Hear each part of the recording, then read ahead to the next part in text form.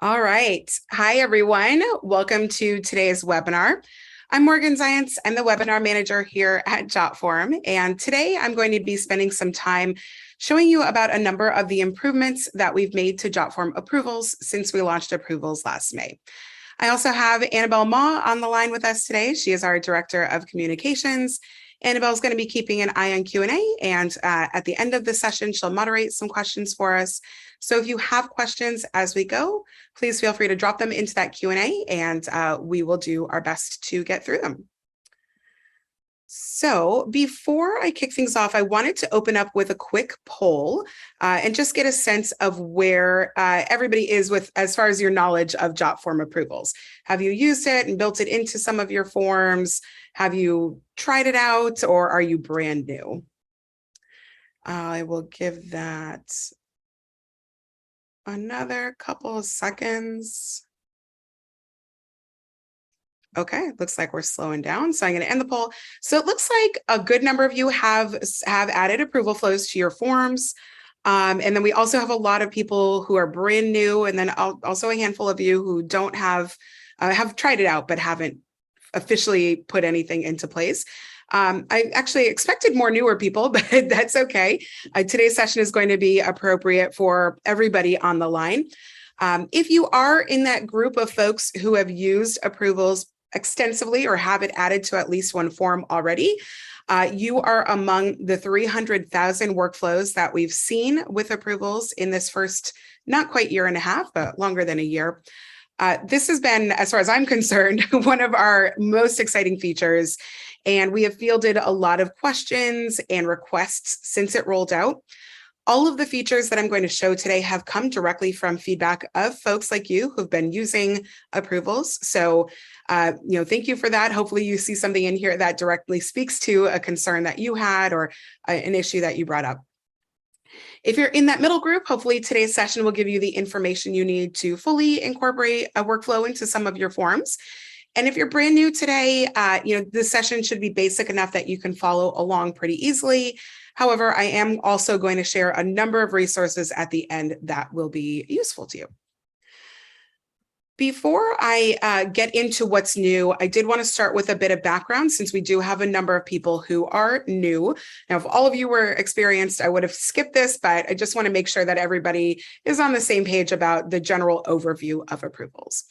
So approvals are fully integrated with other Jotform tools so that you can easily set up and manage approval workflows for any form or set of forms that you manage. Since approvals is incorporated with other Jotform tools, you'll also see approval status appear in places like in tables. So when you look at all of your form data, you'll see approval status in there as well as in inbox when you look at a particular record, in any PDFs you're producing, etc. Approval workflows are fully customizable and adaptable. You build your workflow using the same drag and drop functionality that you're used to with Jotform. And as with other Jotform tools, you can start from scratch, or you can use one of the templates that we've created and customize it to your needs. You can also start either with a form itself and add an approval workflow to that form, or you can start by creating an approval workflow and slotting in the form or forms that you want to be included in that workflow. So far, most people, about 90%, have gone with the former, but trends can change over time, so we're certainly keeping an eye on this. Once you get started, once you've already built a flow, you can always edit it to add additional approvers, to add levels of approvals, to change decision points and customize decision results, really anything you need to match the process that you're trying to create. And approvers can be anybody you'd like. They don't need to be Jotform users. They can be, but you do have the option to require users to sign into Jotform or not. And so if they're not Jotform users, you want to make sure that that's off. So that covers my quick overview of approvals. Again, I will share some more technical overview resources at the end of today's session to get you up to speed if you're pretty new to this, or if you need a refresher of any sort. Now I'm going to be moving on to the approvals, the new updates, but since I'm highlighting 10 different updates, this is a lot to cover.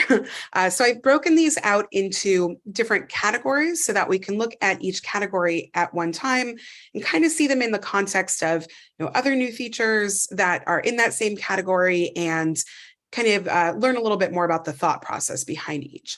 So I will share these by section, and after each section, I'll go out into a demo and show you how to incorporate these new features. So first, I want to talk about what I'm calling structural updates. I'm not sure if our team has a more official name for it, but to me, these are structural updates. These are updates that affect how you can more easily organize and manage your workflows. First, you now have the ability to clone a workflow without cloning a form. So if you would like to do that, if you'd like to replicate a process, but tie it to a different form, all you need to do is go to the form itself, click to clone it, and then you can choose if you're cloning it without forms or with the same forms attached. So if you have workflows that you'd like to duplicate, this is going to make it far easier than before to do so. I remember when I was doing the introductory webinars last year that this was one of the most popular requests that I saw, at least. So hopefully some of you who requested this have already checked that out or are excited to hear about that today. The other new structural update is that you can now shift multiple workflow items at one time by highlighting all of the items you'd like to move and dragging them wherever you'd like. As you need to update your flows with new elements or to find space for multiple outcomes, this makes it much easier to shift the rest of your process up or to the side, whatever you need, especially for those more complicated workflows. This makes things a lot cleaner and easier than having to move each element over individually. So at this point, I'm going to take a break from slides and go out into our demo. And I'm actually going to turn the camera off probably for most of the rest of the session because it tends to block some of the demos. So let me just do that really quick. All right, so now you should be able to see everything on my screen. So as I mentioned, I'm going to also be sharing as much as possible about sort of an overview of how to use approvals. This won't be a super comprehensive overview, but I do want to make sure that everything makes sense. So just quick tips about how to get started. I'm starting this demo here logged into my Jotform account. This should be similar to what you see when you're logged in. I have a number of, this is the My Forms landing, so I can see all of my forms here. And you can access your approval flow either by going through a form directly or by going to a My Approvals landing page. So we're going to be using this sample job application a lot today. If I wanted to look at the approval flow directly in line with this form, I can click on that, click Edit Form.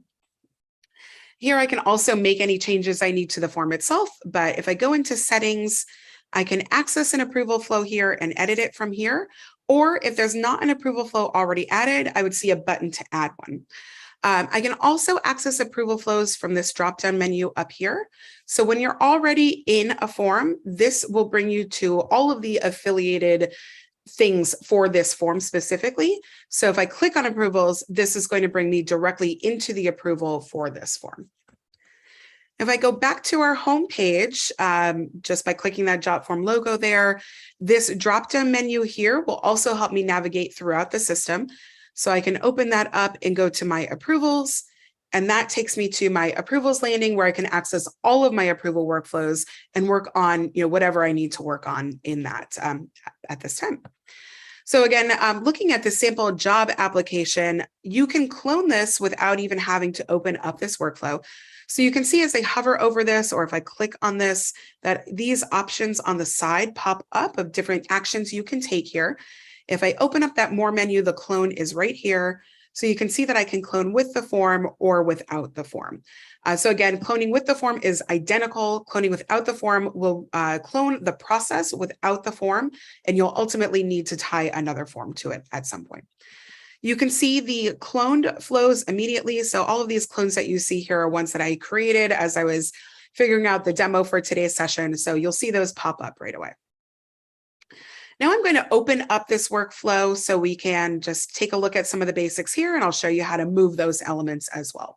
So in your workflow here, all of your elements are on the left-hand side of the screen.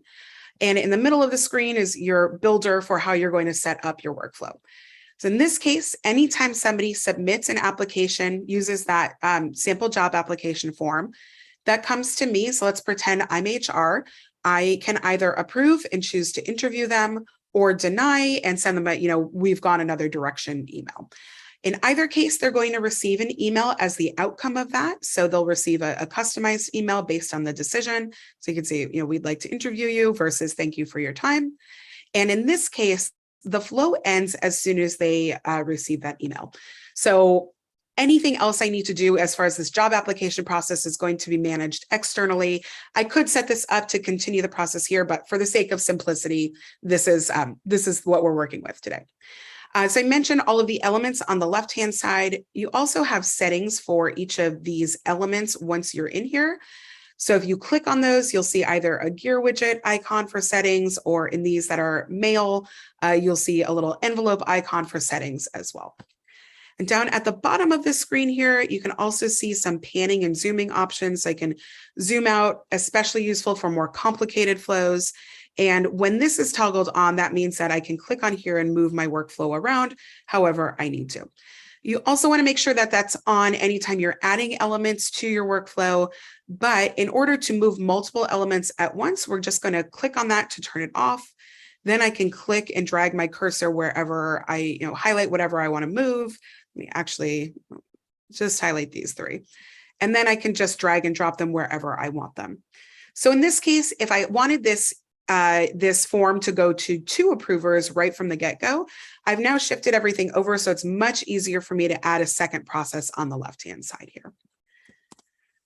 All right, so that covers our structural updates. Let's go back to our slides. The next couple of items I want to cover are also more structural in nature, but I've separated them out because these are updates that pertain specifically to approvers. So first was another pretty heavily requested change, which was the ability for approvers to see different approval outcomes in the email that they receive. So when something comes to somebody for approval, so in the case of the example that I just showed, when somebody submits a form and it's time for me to render my decision, they'll receive an email letting them know that there's something for them to approve. If you're not requiring them to log into Jotform and be a Jotform user, they can approve directly in the email.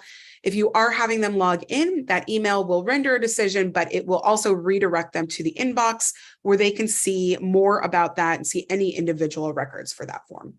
So previously, regardless of what the workflow's outcomes were in the workflow, the approver was just seeing approve and deny in the email. So we've now updated that so that you can see custom outcomes in the email and basically add transparency to the process, make things a little bit easier from the get-go. Your approvers know right away what their options are. There's no back and forth questioning, having to update them about something. Also new for approvers is an option to immediately undo. The option to undo a decision you have within 5 seconds of making the decision. This can save a lot of headache and heartache when somebody accidentally renders an incorrect decision, or if they change their mind pretty quickly after making the decision. This undo will appear either in email for those who aren't being logged into Jotform or in their inbox once they click on their email and get sent over to their inbox. So I know that was kind of a lot of theoretical about this, so I'm going to go out into our demo so I can show you what all of what I'm talking about here. So we're going back to that same example. And I mentioned that, the emails can now reflect the individual outcomes. So in this case, currently, we just have approve and deny our default outcomes, but we can edit that and add more, whatever you need for this process. To edit these, I'm going to go to the approval layer above them. So in this case, just one option for approval. I'm going to open up the settings menu, and you can see those options right here at the top. So I can change these to interview and decline interview. And I can also add additional outcomes. So I can add however many outcomes I want. I can also change the colors so we can easily differentiate among them. So let's say we have a few where we want to get more information. So we'll call this new outcome, get more info. So I've now added this additional outcome. Now I can come back here. I mentioned both of these are emails that the applicant is receiving. I'm also going to do an email in this case. So we'll call this, we'd like more info. So now they're getting this tailored email instead, if that's the decision that I make. And to attach this workflow, I'm going to go to the approver level and look for that little plus icon and drag the arrow down, select my outcome. So in this case, it is the get more info outcome. And then I'm going to do the same thing and hover here to look for another plus sign to connect this to the terminate flow at the end. So now we've added an additional outcome to the approval flow. To make sure that this gets captured in the approver's email, I'm going to go back to that settings menu and scroll all the way down to the bottom here. And you can see this customize approval request email. I'll hit that edit button here. And now I can fully customize the email that my approver is receiving. So, by default, it will look a bit like this, where it says, please review the request below, and includes all of the data from the form. But you can change that. You can, remove fields. You can add in additional text. You can add in images, really customize it however you need. In this case, to add in that additional outcome, I'm going to look for this little eye icon, and I'm going to select the get more info here. And then I'm going to drag and drop this just so it's kind of in line with the other options here to appear last. Instead of that, I could use a go to inbox button. So if I wanted folks to be automatically directed to their inbox in order to approve, again, if they are logged into a Jotform account, that button would appear rather than the decisions. All right, so now I've set this up. I want to make sure to hit save at the bottom of the email here. And we are good to go. So now I, as the approver, so I'm going to be the approver, when somebody submits this application, again, that's coming to me. And now I will see all of those options to make my decision. If I click on one of them, I'm automatically directed to my inbox, which you can see here. And here is the option to undo within 3 seconds. So the decision was rendered already, but I undid that. So now I can change my decision and choose to interview this person or not interview them. So here in Inbox, just a quick inbox overview. Any submissions that you get for a form will be pulled into an inbox for that form. You can see all of the form information. You can comment on these. You can forward them. You can reply directly to the person who submitted from here. You can tag them. Basically, it functions as a native native email tool specifically for your forms. All right. Okay. So back to slides. We are now done with the structural updates. And I want to switch gears and talk a bit more about things that affect how your workflow functions.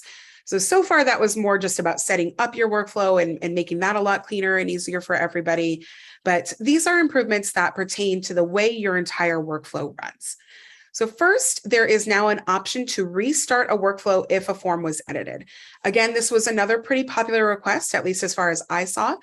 So previously, if an approver requested changes, the process would stall at that point unless the approver proactively followed up, or if somebody reminded the approver to check in on the changes. And if the person submitting the form made changes, that might get unnoticed entirely. So now, rather than having to take the time to follow up with the approver, which kind of defeats the purpose of having an automated workflow, you can now set it up so that anytime an edit is made, whether it's independent, the submitter is making a change or the approver is requesting a change, that form will start the process all over again and go through the workflow from scratch. Next in this section, you can now split workflows after an if-else or another conditional statement so that you can run complicated workflows in parallel. This makes it much easier to build and keep tabs on your more complex processes, especially. So for example, if you need 2 approvers to sign off on something before it can be approved, you can set your workflow up to automatically run through that parallel process and deny it if only one approver gives it a pass. Okay, so let's go check these out. 1 second here. So in this case, I have another example. Unfortunately, just because of time, this one is a little bit more complicated to build from scratch, but I did want to make sure that we could take a look at it. So what you're seeing here is a more complex process that includes the if-else conditional logic option. You do have some logic options here on the side. I know that's a big question that comes up. So an if-else condition allows you to make an either-or decision or route a flow based on an either-or. If you have multiple different outcomes and want to route your flow according to the outcome, you also have conditional branch. So in this case, there are 4 different jobs that people can apply to. I could use the fields that says, what job are you applying to route this form through the process and send it directly to the hiring manager. So I could say, if they're applying for marketing, send it to the marketing manager. If they're applying to sales, send it to the sales manager, et cetera. If else, again, is a true or false or either or decision. So what I've set up in this case is, let's assume that we want to hire as soon as possible. But if we have a really exceptional candidate, we might be willing to wait a little bit longer, just to get a good, the absolute best person in place. But if they're on par with everybody else, we're not going to give them any special treatment. So rather than the form going directly through the process, like in the example that I was working with earlier, here we see the application come in, and then I have this if-else condition set up.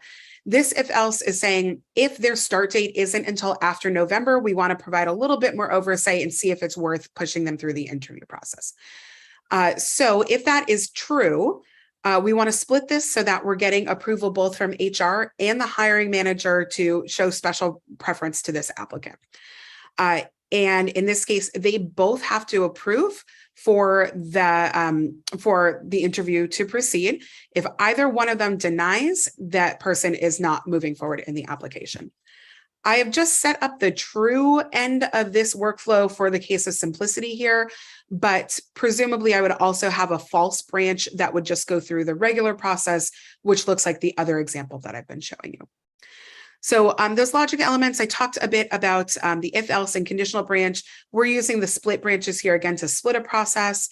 You also have the flip side, the merge branches option. So again, if you have a complicated process, but want to bring the flow back together at some point, you also have that merge option as well. And with regards to setting this up to send a workflow back through the process, if any changes are made, that is going to be in your settings menu. So we've been on the build screen so far. Publish is where you can actually get your forms out into the world and get the approval flow working. Settings is where you have a few options for the workflow as a whole. So you can disable the workflow at any time if you'd like to do that. You can change the title here. And here also is where you can decide whether or not you want to restart a workflow if a change has been made. So if you do want to route something back through the process, when somebody makes a change, you want to make sure this is enabled. And then again, anytime an approver requests a change or the person submitting the form makes a change, it'll start the flow from the beginning. All right, last section, and thanks for bearing with me. I know this is a dense session and there's a lot going on.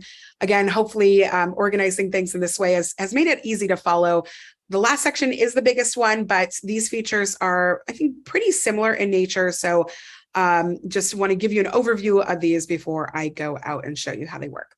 So the last big of changes are your new action outcome options. These include a number of ways to incorporate PDFs into your workflows. And it also includes the option to directly assign a new form within your workflow as well. This was another that I saw a lot of requests for. And previously, you could send somebody to another form, but you would have to do so by sending them an email and including a link in the form.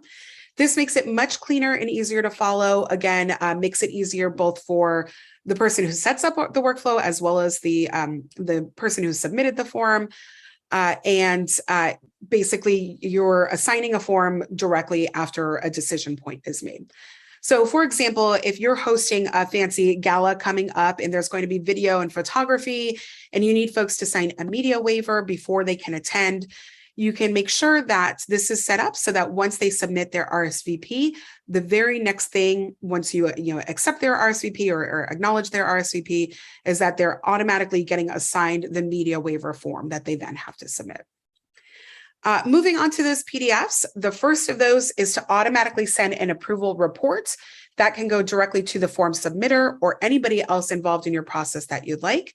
This is a PDF of the form responses and the approval decisions and the approvers. So it can really be helpful to anybody involved in the process, depending on what your process is. I think with regards to maybe financial approvals, this can be a big help. for applicants as well, or somebody's submitting their request for reimbursement, it can be helpful to see what's been going on in the process.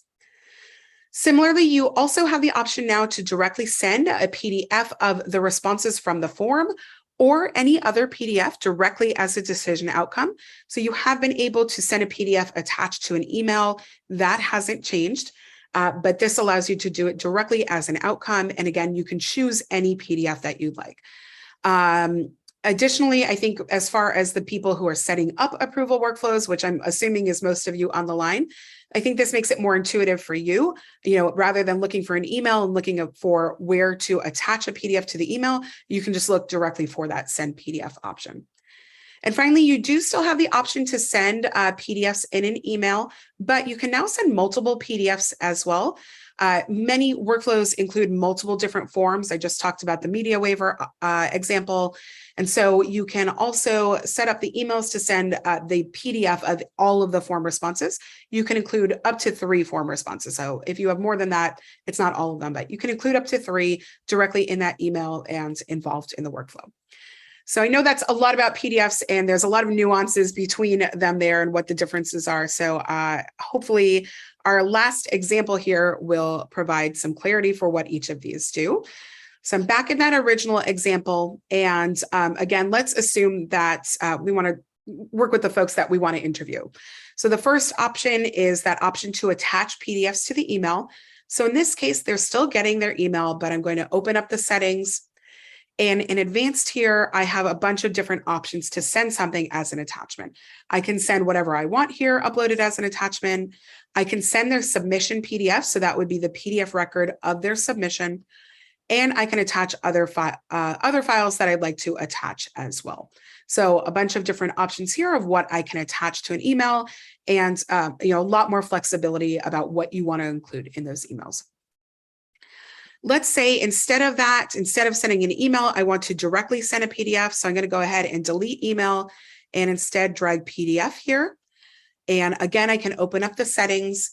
And here I can choose if I'm sending them the sample job application, so a PDF record of what they submitted. And here I can also add additional PDFs from the workflow.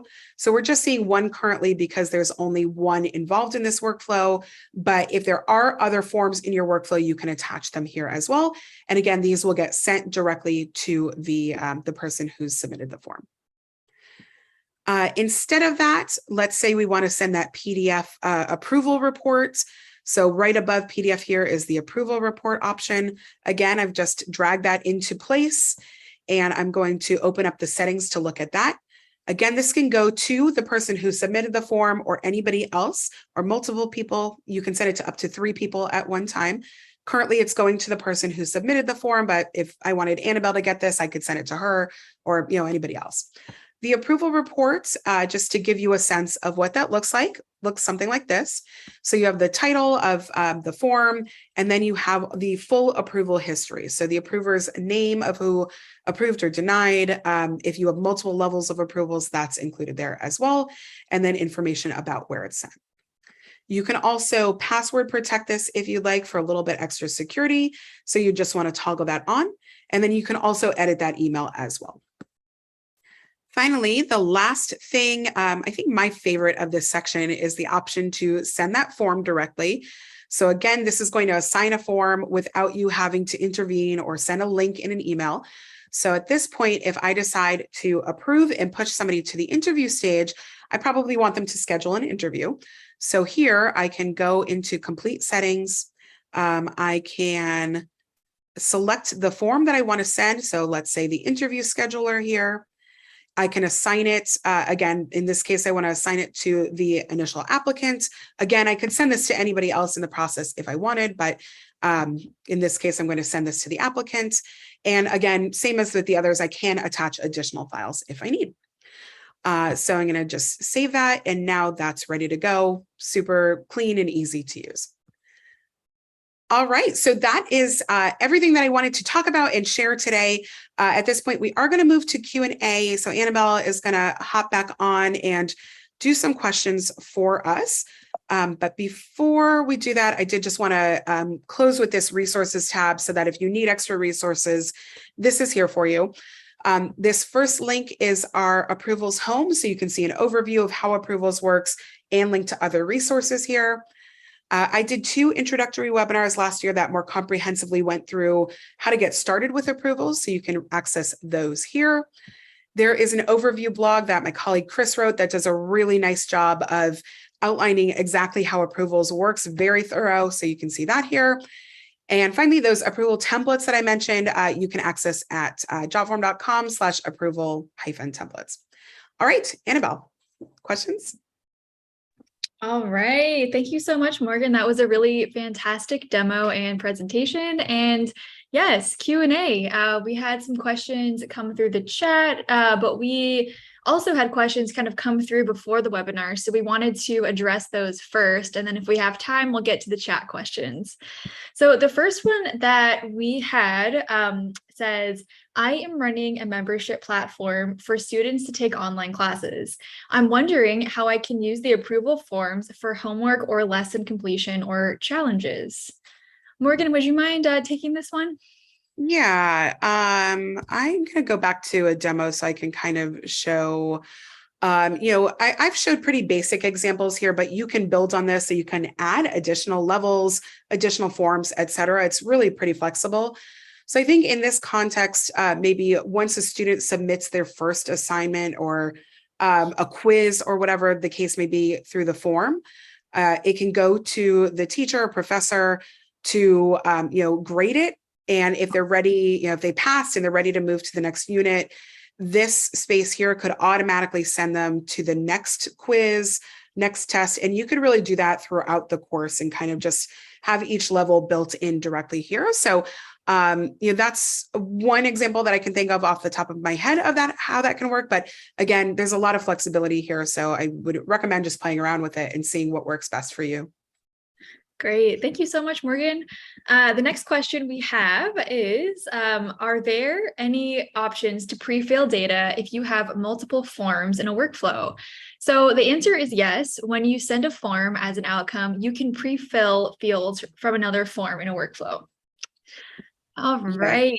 I'm sorry, one sec. I just pulled that up, and actually I'm glad you mentioned that because I meant to show it and I forgot to. So when you are sending another form or sending another form, especially, you can come into pre-fill here in the form, turn that on, and then you select where you want to pull the data from, and it should automatically pull in the fields that make sense to automatically connect. You can add others from there as well.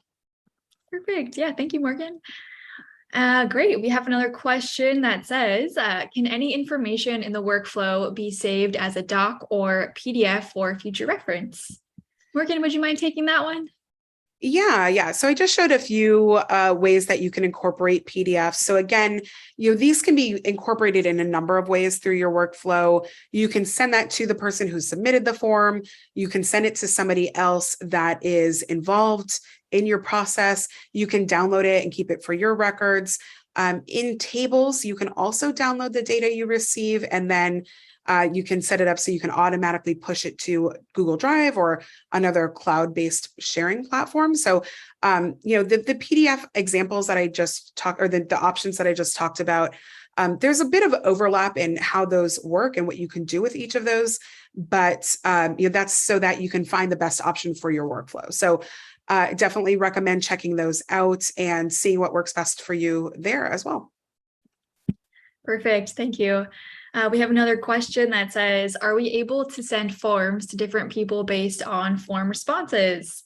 So I can take this one. So yes, we have conditional logic options that you can pull into your workflows.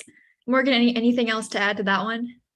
Yeah, just very briefly, I talked about the conditional logic options here, and I didn't go too in-depth into them. Of the resources here, I believe that the second webinar here goes a bit more in-depth on conditional logic, and the blog should go through that more as well. So those would be great resources for you if you're interested in those logic elements.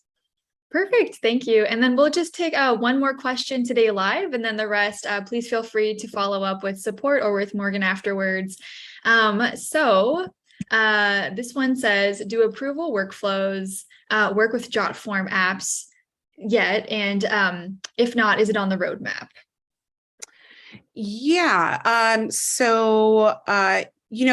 Jotform apps, your forms are still going to be individual forms. So you can still incorporate the same flow through there. One benefit of apps is that you can also pull up all of your data in one singular table. So if you have multiple forms that have multiple workflows, you can look at all of your form responses and the approval status in one table for all of the forms that are included in your app. So it's a really good resource for just checking out all of your data in one space. Annabelle, is there anything I missed there that you would add? No, that was perfect. Great. Well, since we're, this again, I know this has been a long session and a lot of information. So I wanted to, again, thank you all for being here.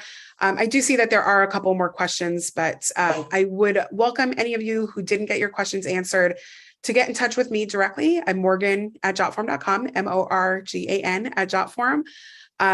If I can't answer your question, I'll share that with our support team and they'll be able to follow up with you pretty shortly after that. I'm also happy to hear feedback. Again, all of the updates that I showed today are based on feedback that we've received from the community. So if you want to share, improvements that you'd like to see or additional features, please feel free to email me about that as well. And if you just have a cool workflow you want to talk about and show off, super complicated one that took you a full day, 2 days to set up, I would love to hear that as well. So again, it's just Morgan at jotform.com. That's it for today. Thank you, Annabelle, for our Q&A. Thanks everybody for joining. Hopefully